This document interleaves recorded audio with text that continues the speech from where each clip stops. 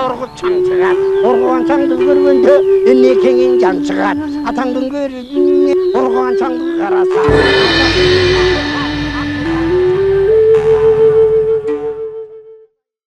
Ассаламу алейкум, урматтуу мекендештер. Мына быйыл мамлекетибиздин эгемендүүлүк алганына туп-туура 30 жыл толуп отурат, 31-inde. Андыктан биз ушул мамлекетибиздин 30 жылдыгына эгемен болуп, эркин мамлекет өз алдынча түтүн булаткан мамлекет болгонубузга 30 жыл болгондугуна байланыштуу бир канча биздин коноктор менен маектешип атабыз.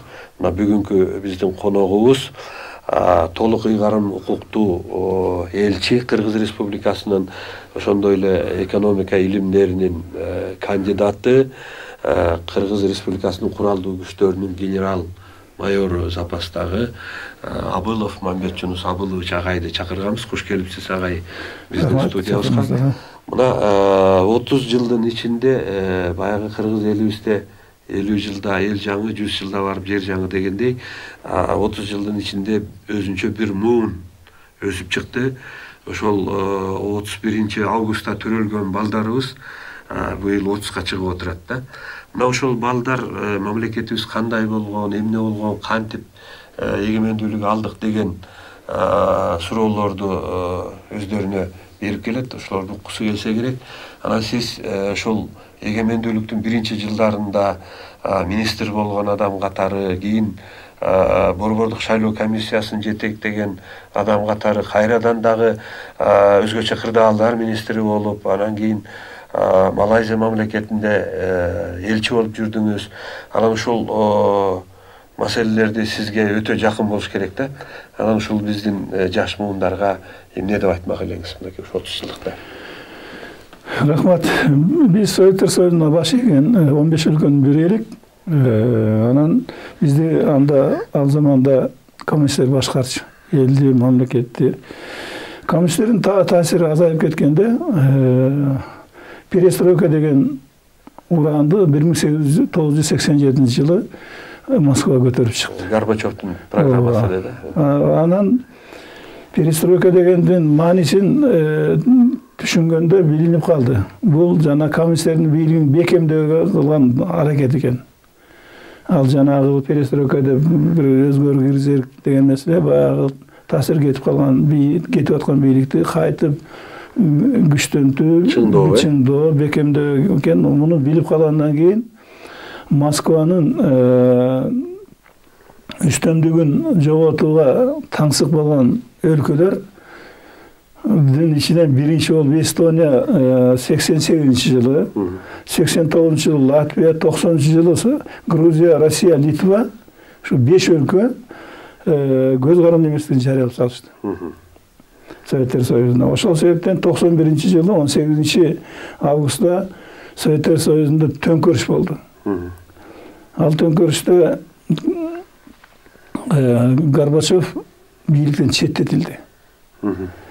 Буга Россиянын лидери Ельцин каршы чыгып, төңкөрүшчүлөрдү камап, Горбачевду кайта такка отургузду.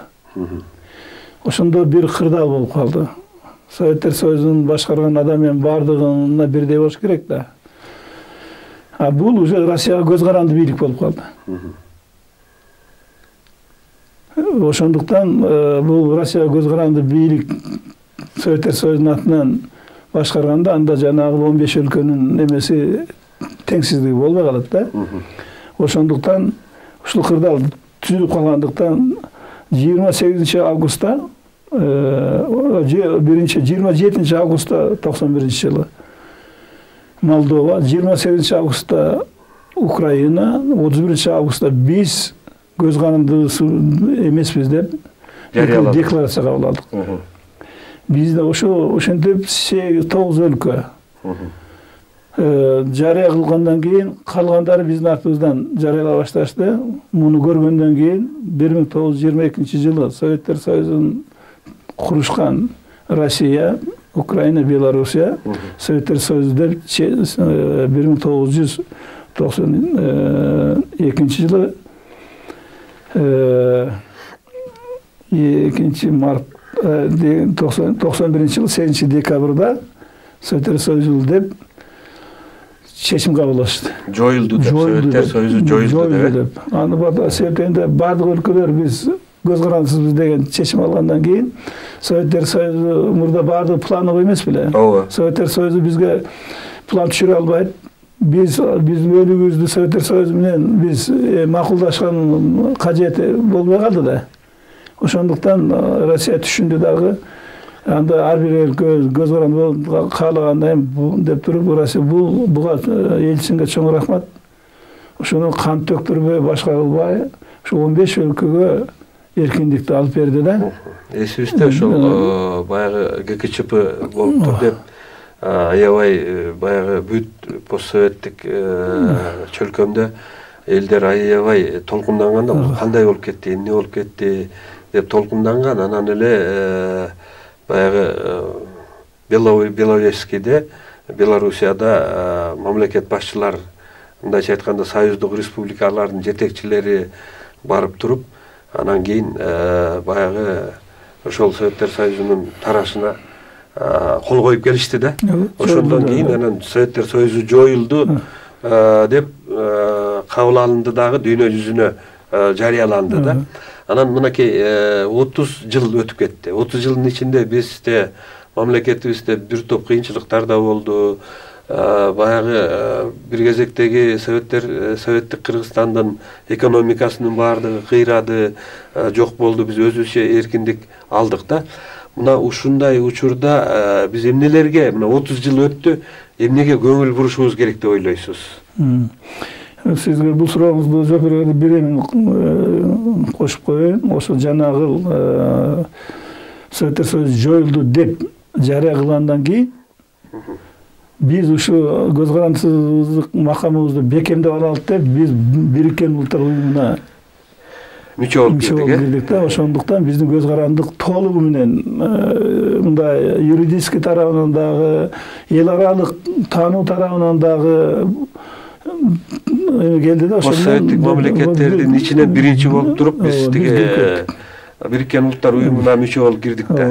Анан эми сиздин экинчи сурооңузга эмнелерге көңүл буруш керек деп атасыз да. Мен оюмча биринчи мамлекетти сактоого көңүл буруш керек. Эң негизги маселе. Эң негизги маселе. Себеби кыргыздар биринчи жолу мамлекет куруп жаткан жери жок. Ооба. 1181 жыл мурун Енисейлик кыргыздар каганат курган. Ал каганат орус тарыхында Кыргызская великая держава деп аталат. Түрктөр мамлекетти девлет дешет, өзүңүз билесиз. Ал сөз бизге дөөлөт катары сиңген. Ошондуктан ата бабаларыбыз дөөлөт маңдайга конгон бакыт дешкен. То есть мамлекет бул бакыт маңдайыбыздагы деп айтышкен. Ошо үчүн мамлекетти сакташ керек да. Биз ошондуктан мамлекеттүү элди бүгүн да дөөлөттүү эл дейбиз. Дөөлөттүү элди биз бүгүн да бактылуу эл дейбиз. Туура. Ушул бүгүнкү биздин ордубузда сөз. Дөөлөт, мамлекет деген бир эле түшүнүк. Анан 30 жыл мурун маңдайыбызга дөөлөт кайра конду. Мына көз карандысызды алгандан кийин кылда сактагыла деген мааниде дөөлөт тоголок мени жалпак деп урпактарына ата бабаларыбыз керес калтырганын унутпашыбыз керек. Себеби ошол кыргыз каганаты 81 жыл өмүр сүрсө, бүгүнкүбүздүн өмүрү кыскараак болсо да туюла баштады. Маңдайда дөөлөт кетпесин десек, кемчиликтерди ыкчам жоюп, мамлекеттүүлүктү көздүн карагындай сакташ керек. Ошондуктан ким ушул күндөрү кемчиликтерди айтса, 30 жылдык маракенин маанайын кирдетип жатат деп жаман көрбөш керек. Себеби кемчиликтер жашырылса, жоюлбайт, жоюлбаса мамлекет жексен болот. Анда айтсаңыз, ошондо сиз бүгүн кандай кемчиликтерди көрүп атасыз? 30 жылдын ичинде кетирген кемчиликтерден. Көз каранды эмес макамга жеткенде. Өлкөдө баардык жарандардын кызыктары бирдей корголот деп биз конституция кабыл алганбыз. Ооба. Эгер чын эле биздин өлкөдө кызыкчылыктар бирдей корголуп жатса, анда эмне үчүн бүгүн карапайым эл жакырланып, шылуундар эбегейсиз байып жатышат. Мындай теңсиздикке элдин наразычылыгы күчөп 30 жыл ичинде бизде 3 жолу төңкөрүш болду. Демек баш мыйзамыбыз иштебей жатыптыр да. Ошону декларация кылып койдук. Ошонун артынан ошондой кылып иштешке бийлик барбай атат да. Аткарылышын көзөмөлгө албай атат да. Каалабай атат. Мындай теңсиздикке элдин наразычылыгы күчөп 3 жол төңкөрүш болду. Бирок бийлик мындан сабак алган жок бүгүн деле. Шайлоо жолу менен же кечегидей болуп, октябрдагыдай болуп, төңкөрүш жолу менен бийлик алмаса деле, жакырчылык күчөгөндөн күчөп, өлкөбүздүн эртең келечеги элди сарсана кыла баштады. Бул кемчилик эмне? Сиз кандай деп ойлойсуз? Эмне үчүн ушул кемчиликтерди биздин бийлик жоя албай жатат? Же жойгусу келбей жатабы? Ушундай суроо туулат экен да. Мунун көйгөйлүү жери биз 30 жылдан бери бийликке жарбай койдук. Алардын экөө качкын, бирөө камакта, дагы бирөө суракта, аны өзүңүз билесиз. Ушундай адамдарга бийлик насип болуп жатса, өлкө кантип өнүгөт? Алардын баары демократияны, эркиндикти ыйык туткан, өнүккөн өлкө курабыз деп, анан убадасынан да, антынан да тайып, коррупцияга баткан, социалдык ажырымы күчөгөн, келечеги олкусолук өлкө курушту. Ушул кооптуу кризисти жоюш боюнча бийликтин бүгүн деле айкын планы, дилгир аракети бар экени көрүнбөйт.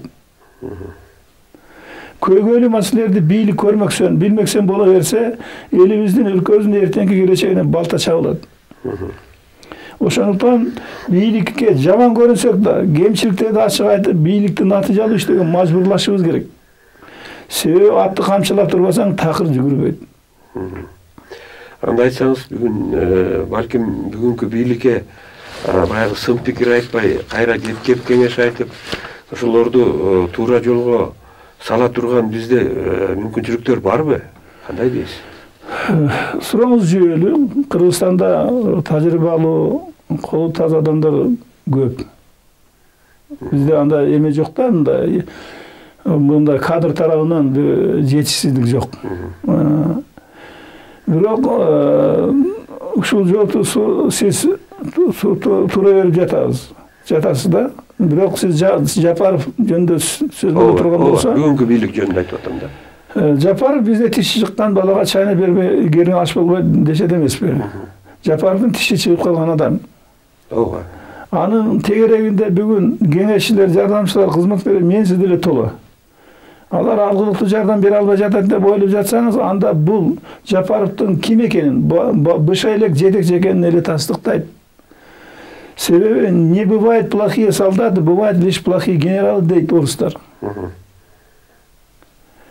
Бизде бара көсөм болот деп айтат эмеспи? Эгер жашоого анын көзү ачылып, ага көсөмдүк жукса, ал кошомочуларга эмес, аны сындаган, иш билген адамдарга өзү эле тартылат. Кошомочулар бийликти мактап отуруп, анга бурат, каршы бийликке каршылар сындап отуруп, баары бир оңго бурат. Ушуну бийлик Акаев да түшүнгөн жок, Бакиев да түшүнгөн жок, Атамбаев да түшүнгөн жок. Мына бүгүн Жапаров да түшүнбөй атат. Себеп дегенде ушу кошомочуларды эметип алып эле, анан ошолордун сөзүн угуп эле, мен иштеп аткан, мен мынтип аткан, андай болбой атат. Себеп дегенде эл кыйналып жашоодо кутула албай турушат. Аны айтсаңыз, өнүкпөй жатканыбыздын негизги себептеринин бири ушул биздин баягы президенттерибиздин айлана чөйрөсүндөгү баягы кошомат кылгандарга эле ушул көңүл буруп, жана сын пикир айткандарды баягы куугунтуктаган болуп атабы? Же болбосо кандай деп ойлойсуз ушул өнүкпөй жатканыбыздын негизги себептери? Бирде мен байкаганда эки себеп турат да. Биринчи себеп, бийликте бүгүн деле кол ирсине тартат деген жаман өнөкөт үстөмдүк кылып жатат. Ошондуктан бийликти жакындары менен шылуундар курчап алып, аны коррупцияга илиштирип атат. Бул коррупция күчөгөн сайын эл кыйналып. көрүп атасыз. Экинчи себеби бар. Экинчи себеби бул шайлоо. Шайлоого аттанган талапкерлердин сунуштары бизде бири-биринкине коёндой окшош. Ошондуктан алардын кимиси шайланса деле элге эч айырмасы жок болгондуктан шайлоодо тандоо өрчүбөйт, добуш сатуу өрчүдө да бизде. Тандоо жок. Бизде ким акча берет? Мына ошо шайлайбыз деген оор кесел жок да. Шайлоо жакырларды добуш сатууга мажбурласа, бийликти шайлоо байларды колдоого мажбурлап атат. Себеби шайлоо тандоо эмес, добуш сатууга айлангандыктан байларды колдогон бийлик шайлоого өзү кайра барганда үзүрүн көрүп атат. Муну Жапаров көрбөй турабы? Көрүп билип эле да. Бир четинен алганда мынакей бизде былтыр октябрдын алдында Борбордук шайлоо комиссиясынын баягы жеңичинен иш жасап аткандыгы жөнүндө басма сөздөрдө көп эле макалалар жарыяланды да. Ошол эле Центр избиркомдун ичиндеги кызматкерлер дагы айтып чыгышты, муну Шайлдабекова айым өзү билемдик кылып атат, бул бийликтин камчысын чаап атат, бийликтин партиялары мына өткөнү турат депчи. Анан ошондой болду. А бирок бийлик алмашкандан кийин шайлоо өттү да, шайлоого бийлик баягы таянган партиялар өттү деп жарыялады. Ошонун негизинде төңкөрүш болду. Сооронбай Шарипович отставкага кетүүгө мажбур болду да. Анан эми азыркы бийлик келди дагы кайра эле ошол избирком менен иштеп атат, кайра эле ошол система иштеп аткандай да.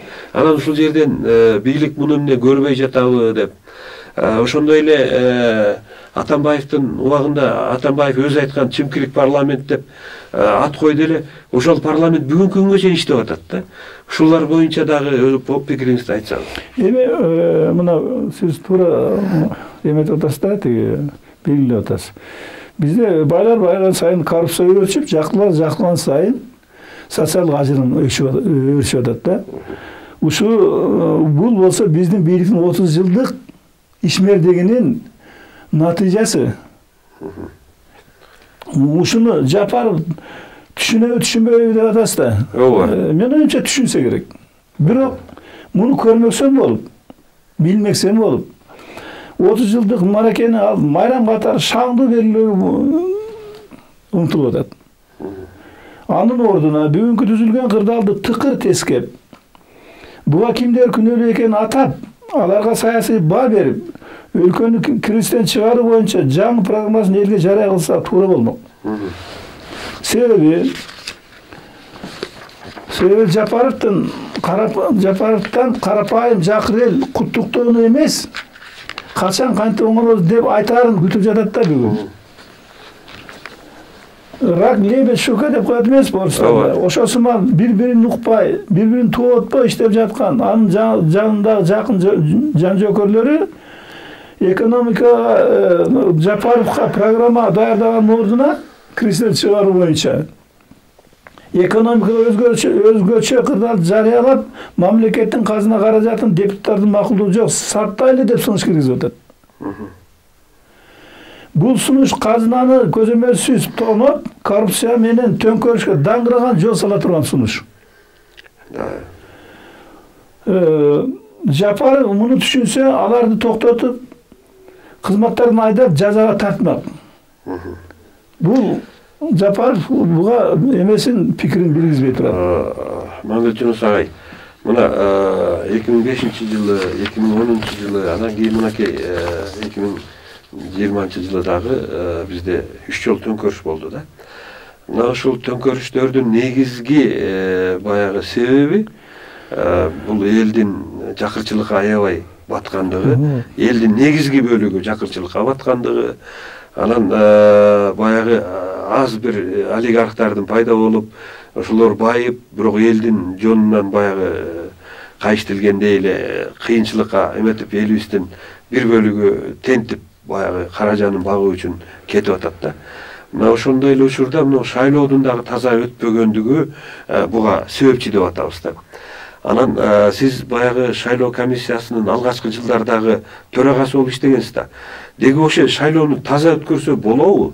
Ушуга бир пикириңизди айтсаңыз. Мен айтарым болот деп. Эгер буга бийлик кол ийсине тарткан жаман адатын токтотсо. бийлик өзүнүн партияларын шайлоого түртүп атса, өзүнүн жакындарын депутатка түртүп атса, калыстык болбой калып атпайбы? Таза болбой калып атпайбы? Ошондуктан бул таза өткөрсө болот деп ишенем да, эгерде ушундай жанагы кол ичине тартат деген жаман адат биздин Кыргызстанда жок болсо да, жакырчылык жоюлбай, бийликке эл нааразы болуп турганда шайлоо таза өтсө, бийликчил партиялар утулуп калышат. Парламентке кирбей калышат. Парламент саясаттын чордону, өзүңүз билесиз. Ал жерде колдосу жок калган бийлик хромой утка, то есть сылтык өрдөк болуп калат, кандай аксак өрдөк. Аксак өрдөк сыңар болуп калат да, парламентте колдосу жок болсо. Ошондуктан бийликчил партиялардын добуш сатып алуусуна бул жолу деле бийлик көрмөксөн болууга мажбур болуп турат да. Мунун эмеси мындан көрүнүп турат да. Ишеним, ынтымак, Ата журт Кыргызстан деген партиялар, бийликчил партиялар бүгүн шымалам шайлоого кире отурат. Эгерде алар бийлик колдобосо, алар өтпөйт. Алар өтпөйт. Бийлик мына добуш сатып алууга көз жумуп берсе, өтөт. Ошондуктан жана кол ичине тартат дегенде мени жоюш керек болуп атат да. Кеп ушунда. Өзү негизи баягы 2005 жылдагы шайлоодо дагы баягы Акаевдин кызы, уулу, балдыздары депутат болгон да. Анан мандат алганын көргөндө эл аябай кыжыры келип, телевизордон көрүнгөндө эме болгондо чыккан. Анан ошондой эле мына өткөндө эле 20-жылдагы, андан 10-15 жылдан кийин деле кайра эле ошол эле тырмоону тебелеп атабыз да. Кайра эле ошондой болуп, баягы Соке айткан, Соке колдогон партиялар баягы эме болуп атат. Бирок биз мындан деле биздин президенттерибиз эме алышы, сабак алышы керек эле да. Алмаз Атамбаев ар бир депутатты, боло турган депутаттын баарын өзү тизмелеп, өзү макулдук берип тургандан болгон да.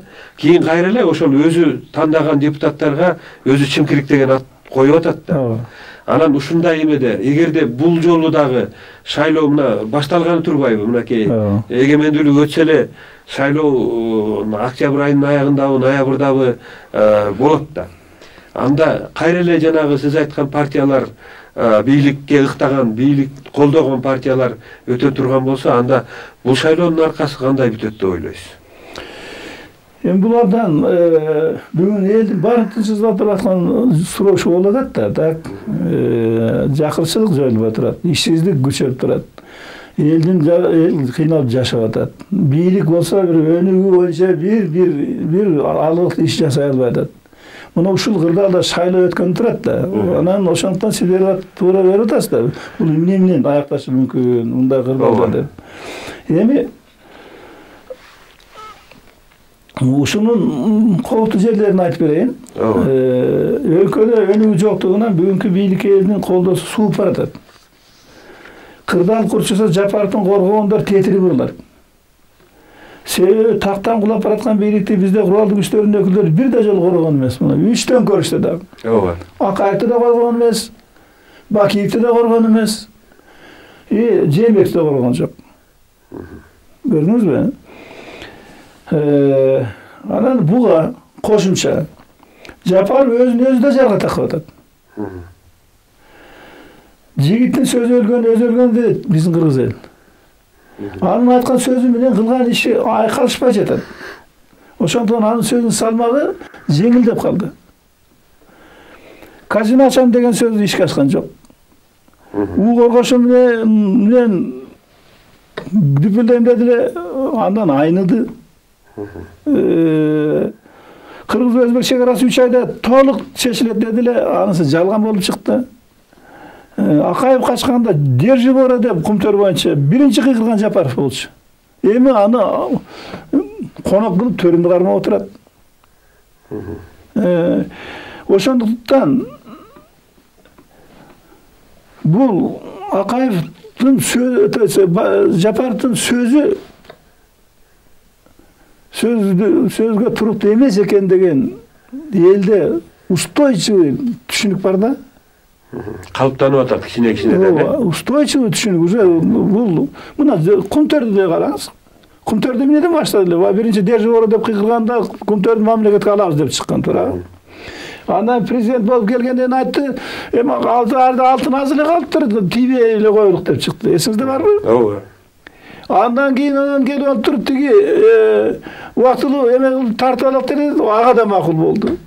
Эми болсо тиги денонсация кылышыбыз керек деп соттон утулгандан кийин денонсация кылам деп турат. То есть мына жетекчи кишинин оозунан чыккан сөз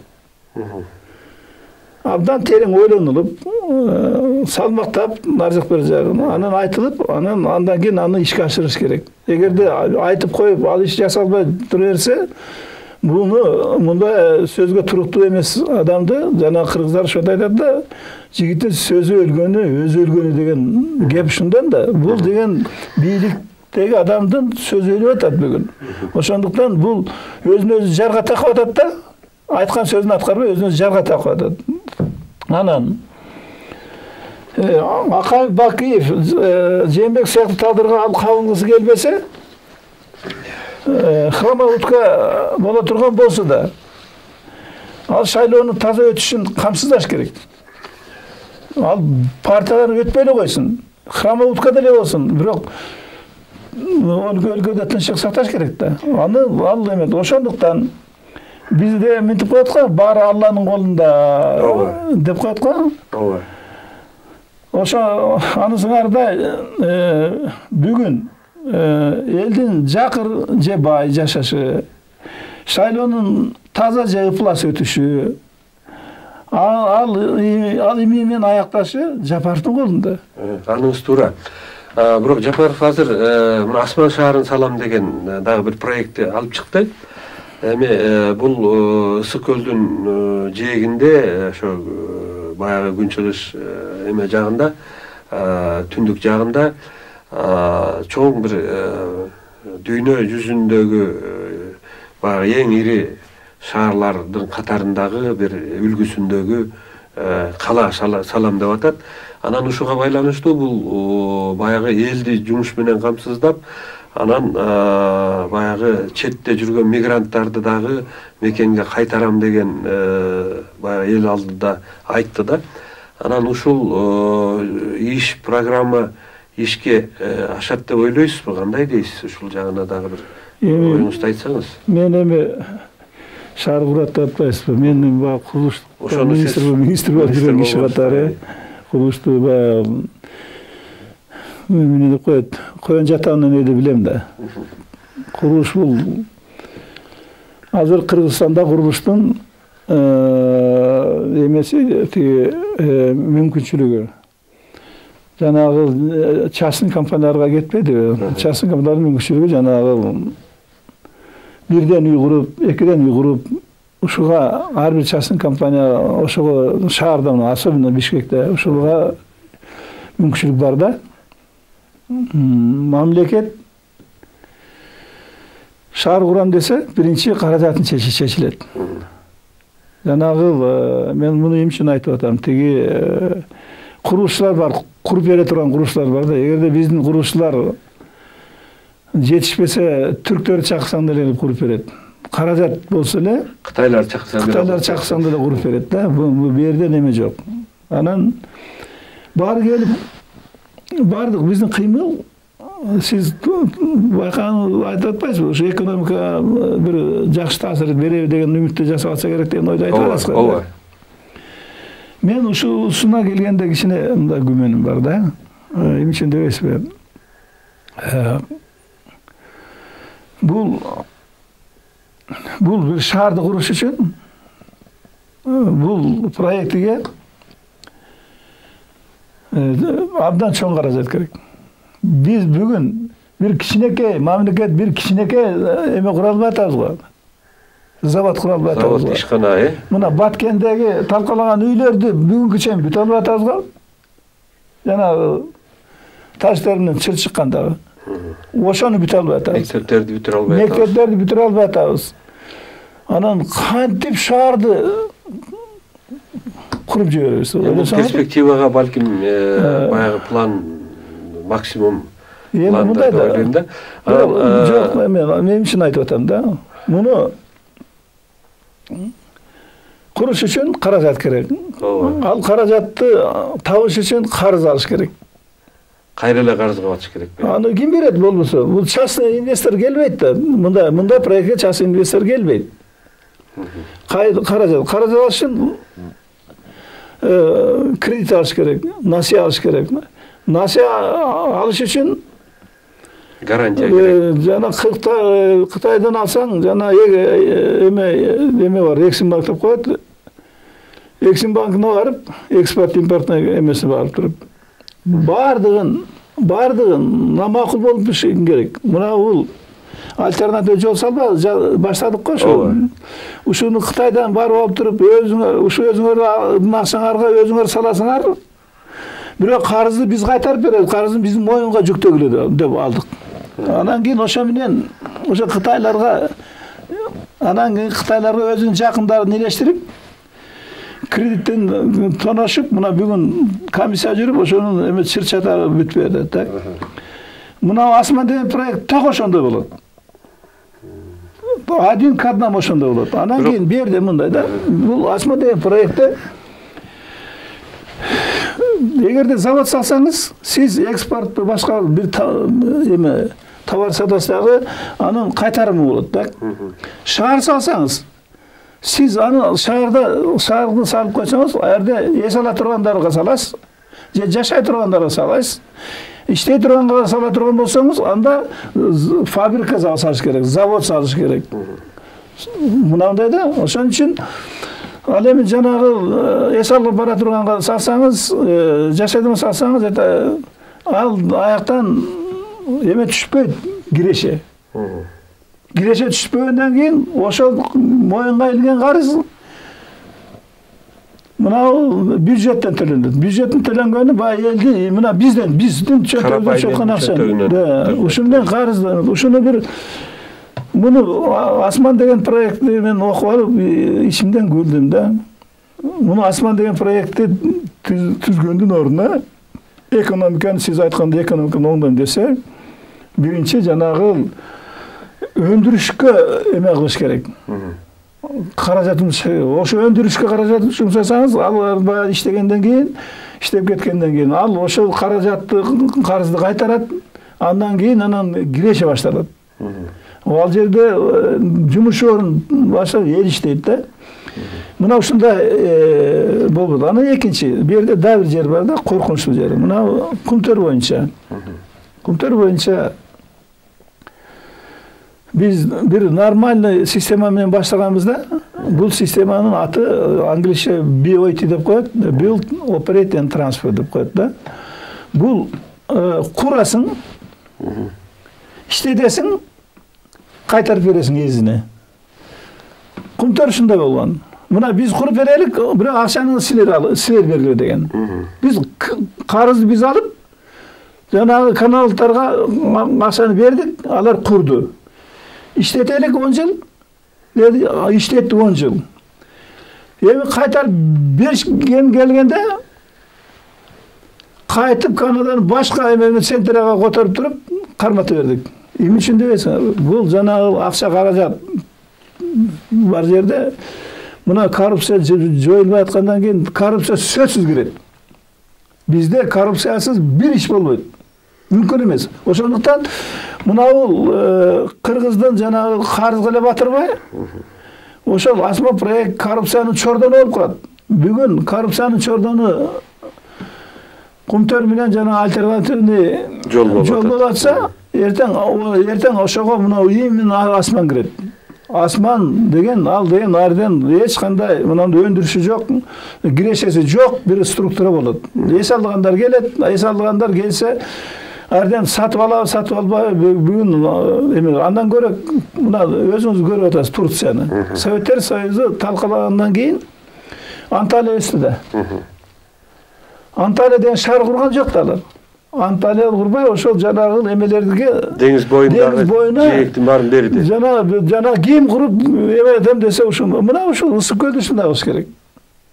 bir шаар bir точка эмес. Жана совет типтеги эмелерден секин-секинден эметип, ошол жерде современный эмелерди куруш керек. Ошондо мисалы түшүнсө болот да. Экинчи, эгер деле ушунда эмете турган болсо, мында экономиканы өнүктүрөм десе, Ысык көлдө мына бул балык турат, Ысык көлдө абрикос турат, Ысык көлдө карагат турат. Misal için de ayıl çarpası önüktürse болады. Misal için Ысыккөлдө гендер var. Буларды иштетсе болот. Ал эми жанагында шаар куруп алганы кандай деп ойлойсуз? Мисалы үчүн мына курулуш жагына айта турган болсок, мына Фрунзе шаарында, азыркы Бишкек шаарында тетиги Октябрь революциясынан кийин 1917-жылдан кийин 2013-жылга чейин бул статистика боюнча болгону 200 этаж үй болгон экен. Ал эми 2013-төн бүгүнкү күнгө чейин салынган үйлөрдүн саны 800гө жетиптир. 600 үй где-то бир 10 жылга жетпеген учурдун убактынын ичинде салынып атат да.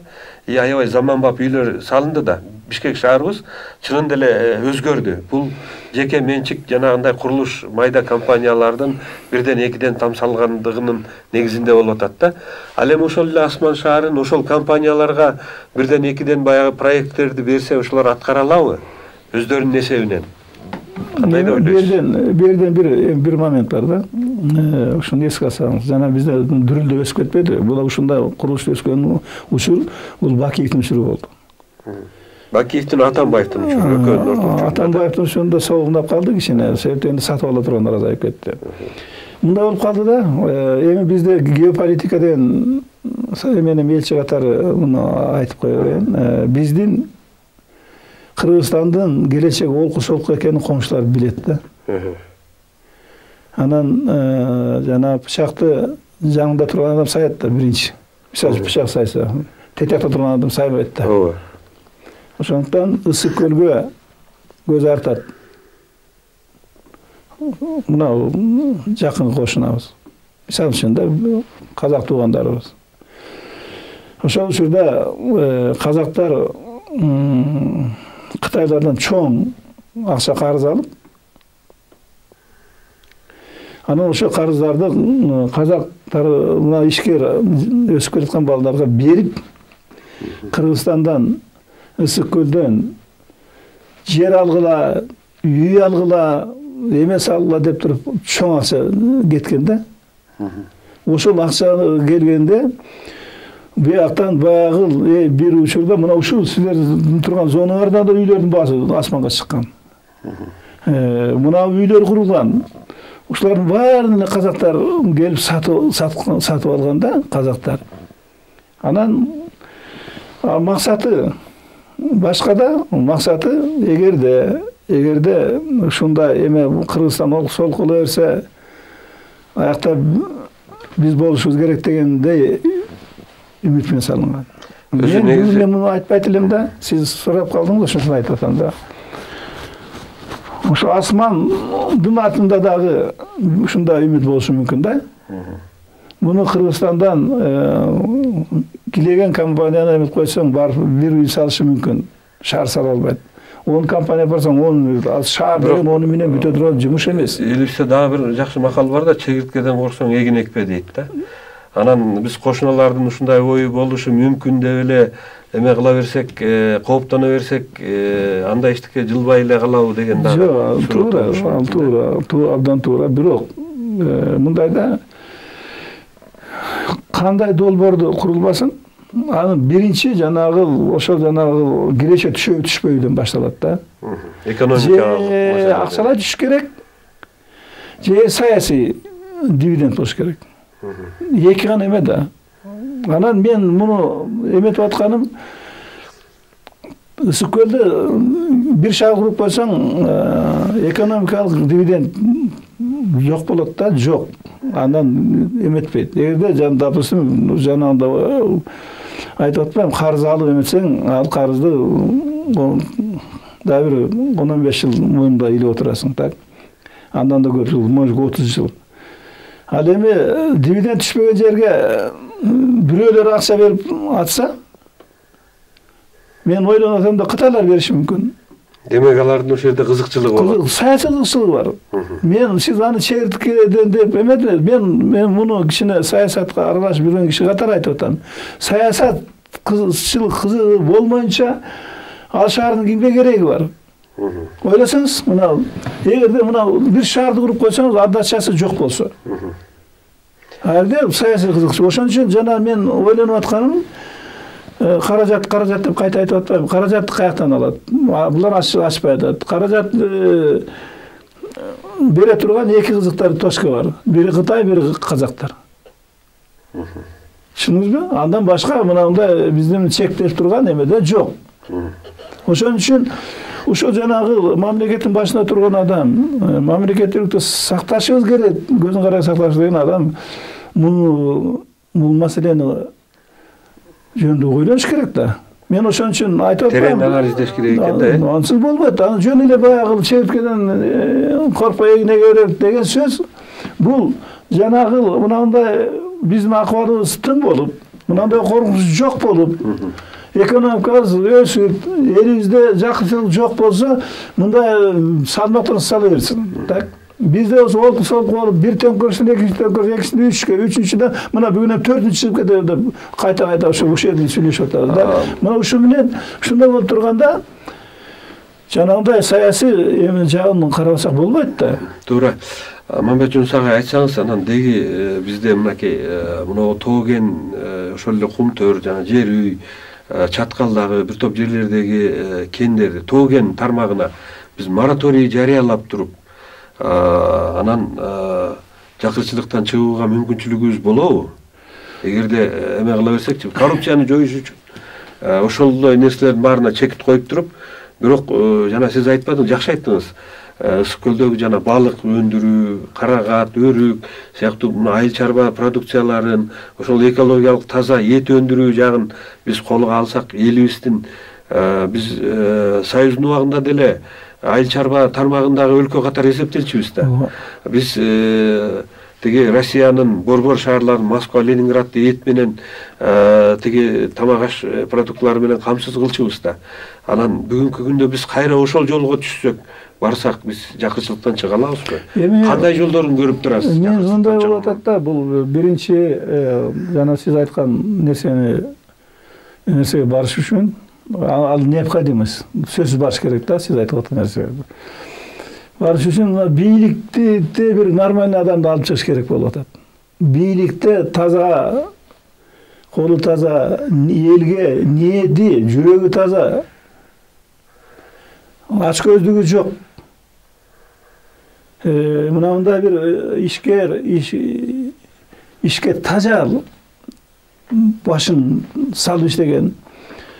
Ушундай бийликке адам келсе, жанагы сиз айтып аткан нерселерди уурдалбайт, толонбойт. Ошолор пайда берет да. Эгерде бийлик башына андай адам келбесе, сиз айтып аткан жакшы тилектерди дагы эле уурдай берсе, дагы эле жей берсе, дагы эле тоно беришсе, биз өнүкпөйбүз да. Ошондуктан бул бир тарабы. Ошондуктан биринчи жана шайлоодо туура айттыңыз да, шайлоодо чоң коркунуч турат.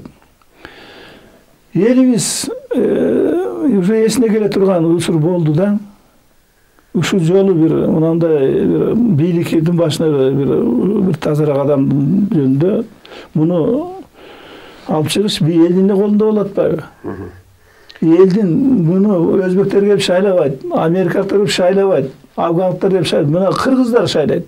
Кыргыздар өзүбүздүн башыбызга бир түзүк адамды чыгарып, биз бийликке жарып атабыз да. Мына ушул башталса, экинчи бул башталгандан кийин жана сиз айтып аткан нерселер айыл чарба булар ансыз деле көпчүлүк жерде иштеп атат да. Эми айла жок иштейт да. Эмне кылат? Андан башка жок болсо эмне кылат? Мен оюмча экинчи өнүгө турган жол жана биздин өзүбүздүн мына жаратылыштын ресурстары менен экинчи өнүгө турган жол технология болуп атпайбы? Технология деген бул билим, знание керек болуп турат. Мына сиз экөөбүз башыбыздан өттүк го. Кечээ күнү эле биздин мына шаарда үйгө телефон койдура алчу эмес элек го. Ооба. Сотовый деген түшүнүк жок эле го, туурабы? Интернет деген понятие жок эле да. Ооба. Туура эмеспи? Туура. Ушу технологияны Америкалыктар өздөштүрдү. Дүйнөнүн баары ушу технологиянын артынан эметип атпайбы? Ошондой технологияларда балдарды, мына жаштарды ошого буруш керек. Жаштарды азыр жанагы коррупцияга үйрөтпөй, ийисине кол тартууга үйрөтпөй, болбосо жанагы малга байлап койбой, жерге байлап койбой, биз ушуга мына мамлекеттен баш болуп, ушуга мынандай инвестиция ташташыбыз керек. Мына бир Facebook'та карап коет. Facebook'та түзгөн бала, ошондо 18 жашар бала түздү. Еврей. Жылына $8 миллиард доход алат. Эми ойлосоңуз, технология бар болгондо сиз мага жаза аласыз, мен буга жаза алам, болбосо биздин жазгандар бардыкка тарай берет. Ушу мына технологияда бул деген жанагы суу кеткен жаган электр энергия бар болгон ушул. Ушундай эмелерге үйрөнбөйлүкпү? Мына Японияны караңыз. Мына Азия өлкөлөрүнүн ичинен технология боюнча Япония астында турат да, туурабы? Өнүгүп атат. Южный Кореяны караңыз, технология. Малайзияны караңыз, технология. Эми Кытайды караңыз. Ооба. Кандай өстү? Туурабы? Кытай жанагы тамак ашы менен эмесине ал деген элдин өзүнүн курсагын тогуза турган жумуш. Технологиясы менен дүйнөнүн биринчи экономикасы чыкты го. Ооба. Эми ушуну мына бийликтин башына келген адам ушундай бир мына билимдин сапаты бизде болбой калды, туурабы? Университеттерде амандуу болсун, эми капа болушпасын, билимдин сапаты жок. Ошондуктан бир билим чөйрөсүн чоң инвестиция жасап, бирок башка принципте балдарды окутуш керек. Баягы советтер билим, биз учурда советтер системасында жакшы билим болчу. Ал жок. Анда мамлекет окутпайт, окута албайт. Ошону өзгөртсөк, ошол жактан бир билимдүү жаштар чыкса, бийликтин башында бир иштемкор, таза адам отурса, анан кийин сиз айткандардын баары ишке ашат да.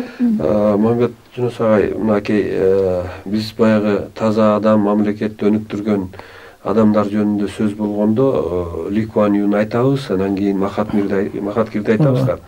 Анан бул Махатхир 90 жашка чыкса да кайра бийликке келип, ошол себеби ал таза иштегендиги үчүн келди деп атабыз. Анан сиз ошол киши менен түздөн түз жакшы мамиледе болуп, баягы үй бүлөңөр менен катташып турганыңызды билебиз да.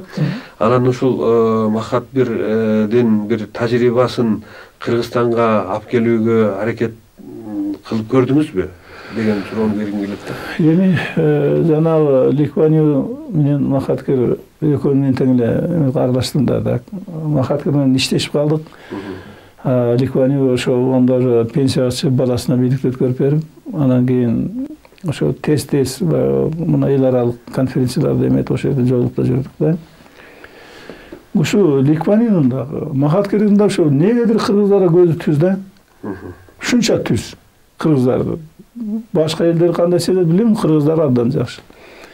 Анан эми Махатхирдин бир нерселерин Кыргызстанга тарта алдыңызбы деп атасыз да. Мына мен элчи кылып Аскар Акаев жөнөткө атканда бир нерсени айтканда мага мен ошон үчүн макул болгом. Махатхир менен кичине мамилем жакшы болуп калды. Аякта өнүгүп атат, Кыргызстанга инвестиция жардам берем деп атат. Анан бизде Советтер Союзу учурунда МИД болгон эмес да бизде. Ошондуктан дипломатиялык школа жок экен. Дипломаттар жок экен.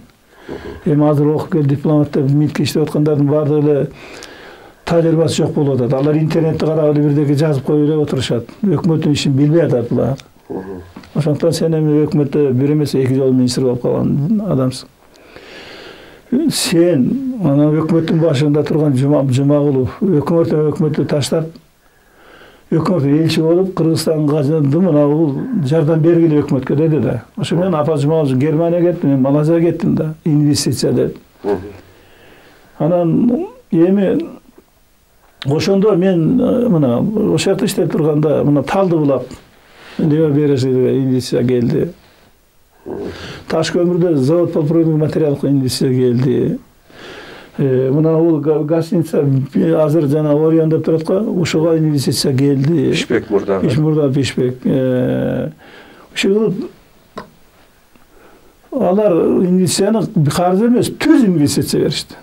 Мына түшүнүп ошол эң пайдасы ушунда да. Келген менен ошолордун баары коррупция басып, бир да Малайзиялык компания калган жок да. Шындасызбы? Биздин коррупция. Ээлеп калышты, э? Ээлеп эле алар келип эле бирдеге үмүт кылгандан кийин кетип калышты. Мен ошондон оппозиция кеткен ошол да. Ошолордун артынан өзү жөнөтсө инвестор алып кел десе, инвесторду алып келип бир киргизип иш баштасак. Анан алардан келип алып туруп шапка сурап отурса, анан айтып атпайбы, сиз мындай деп өдүңүз беле. Түшүндүңүзбү? Ушу менен анан мен жиналбай койду да. Ошо жана коррупциянын айынан ушуну көрүп, түшүнүп, анан кийин жаным кейигенден кеттим да, жана оппозицияга барып кошулдум. Бул бийликти алмаштырса болбойт экен. Ошон үчүн жана 2005-жылы КМД жана Геларовтозго жана ошонун ичинде 5-тен бири мен элем да.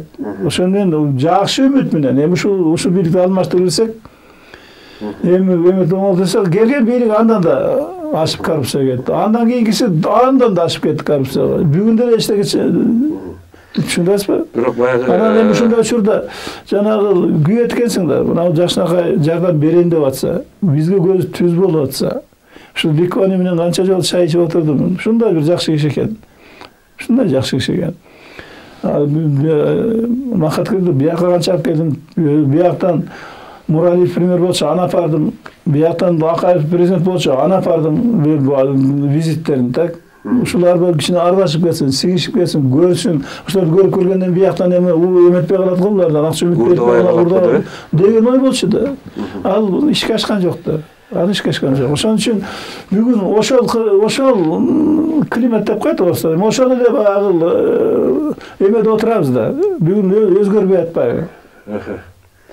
Мамбет Жунус агай, мынакей 30 жыл болду да. Эгемендүүлүк алганыбызга биз кайрадан мамлекет болуп, биз бир кездеги чоң улуу кыргыз державасын баягы кайра калыбына келтирүүгө аракет жасоону ойлосок болор эле деп ойлойм да, мен делечи. Мен деле ошол ошол мезгилде баягы Манас эпосунда дагы айтылат, кемпири майды карабай, келини табак жалабай дейт да. Жашоо ушунчалык элдин экономикалык жашоосу өнүгүп калган мезгилдер болгон экен кыргыз турмушунда. Буюрса келечекте деле ошондой турмушка жетүү үчүн биз эмне үчүн аракет кылбайбыз деген ой келет экен. Анан мына 30 жыл болду биз кайрадан өз алдыбызча мамлекет болгонубузга, мына ушул 30 жылдын мына эртең белгилейбиз деп турабыз. Ушунун алдында кыргыз элине эмне айтмакчысыз? Кандай куттуктамаксыз ушуга бир? Эми эгемендүүлүк биздин бир ыйык күтүлбөгөн жерден колубузга тийди да. Ошон үчүн биз муну ыйык бир багытка катары карашыбыз керек да. Муну карыбыз да, жашыбыз дагы бар. Ошо мамлекеттүүлүктү эми жоготсок, биз бара-бара башка элдин арасына сиңип кетебиз. Ошондуктан мамлекеттүүлүктү көздүн карайгындай сактайлык, ушуга баардыгы бир туралык, ушунуга кичине бут тозуп, ушуну түшүнбөй, анан жана пендечилик кылып аткандардан жалтанбай, жаман көрсө да бетин айтып жүрөлүк деп, мен ушундай бүгүнкү жана өзүмдүн сизге берип аткан жооптарымды да ушундай маанинде жооп бердим го сизге. Ушуну жанагы баардык особенно өсүп келаткан жаштарды бир нерселерге, бир майдан нерселерге арзылбай, ошо биздин улуу максаттарга коюп, улуу максаттарга аракет кылыш керек да. Анан экинчи мына биримдик деген маселе чоң маселе экен. Мына социалдык ажырым деген элди бөлүп атат да. элди бөлүп атат. Ошон үчүн социалдык ажырымды жоготсок, биринди күчөтөлө деген ойдомун да. Жана элдин жашоосу жакшырса, эми байлар керек. Байлар болуш керек. Бирок мындай болбош керек да. Эми жанагы бирөө көчөдө мусордон чыгып тамак жеп отурса, бирөө болсо жанагы кыздар айткандай, бирөө ичерге суу таппай жүрсө, бирөө кечерге суу таппай жүргөн заман куруп албадыкпы? Андай болбош керек. Ошон үчүн ошого баардыгыбыз бирдикте, бир кишидей болуп, мына биздин улуу тарыхыбыз бар.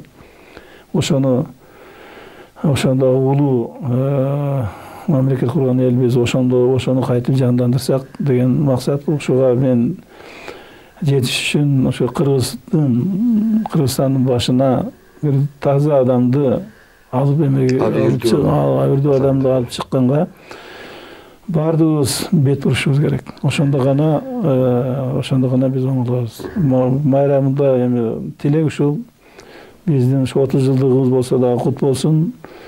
Ушу өмүрү узунураак болсун. Себептенде ошо улуу дережебиз деле 81 жыл жашаган. 81 жыл бул тарыхта чоң дереже эмес. Ошондуктан муну азыр ушундай коркунуч, андан да кыска болуп кетеби деген коркунуч бар да, эгерде биз ушинтип тура берсек, сазгылап тура берсек. Ошондуктан мамлекеттин келечеги үчүн бир чоң максаттар коюп, чоң иштерди жасайык. Рахмат. Урматтуу телекөрүүчүлөр, мына бүгүнкү биздин коногубуз Кыргызстан куралдуу күчтөрүнүн генерал-майору, Кыргыз Республикасынын толук ыйгарым укуктуу элчиси, экономика илимдеринин кандидаты, Кыргыз Республикасынын 2 жолу министрлик кызматын аркалаган, ошондой эле Кыргызстандын Малайзиядагы элчилик кызматын аркалаган биздин замандашыбыз Мамбет Жунус Абылов агай болду. Сизге атайын студиябызга келип маек куруп бергениңиз үчүн терең ыраазычылык билдиребиз. Оорубаңыз, кыргыз эли үчүн аткара турган кызматыңыз дагы бар деп ойлойбуз. Урматтуу телекөрүүчүлөр, ушуну менен бүгүнкү берүүбүз соңуна чыкты. Кийинки көрсөтүүлөрүбүздө жолукканга чейин аман туруңуздар.